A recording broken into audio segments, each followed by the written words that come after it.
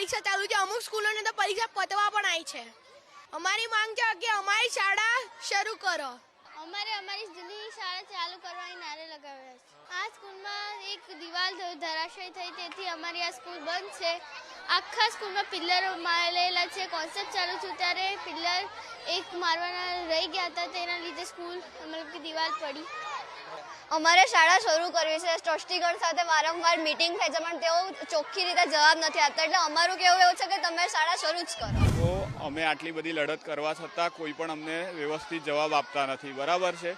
અને અમને એવું કહેવામાં આવે છે કે આ ટ્રસ્ટીનો પ્રોબ્લેમ છે, પેલા ટ્રસ્ટીનો પ્રોબ્લેમ છે, એ અંતર્ગત એમનો પ્રોબ્લેમ છે. કાં તો પછી જે કંઈ પોલિટિકલ જે એમને કંઈ પ્રેશર આવતું, પણ એમાં અમારા છોકરાઓનું ભાવિ ખરાબ થઈ. વાલીઓ સ્ટ્રાઇક કરી છે એ બાળકો અને પેરેન્ટ્સને સપોર્ટ કરવા માટે અમે અહીંયા બેઠા છીએ.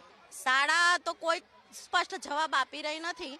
દર વખતે અમને થોડુંક આમ તેમ જવાબ આપે છે, કોઈ સ્પષ્ટ છે જ નહીં. એટલે વાલીઓનું કહેવું એવું છે કે શાળા શરૂ કરવાના છે કે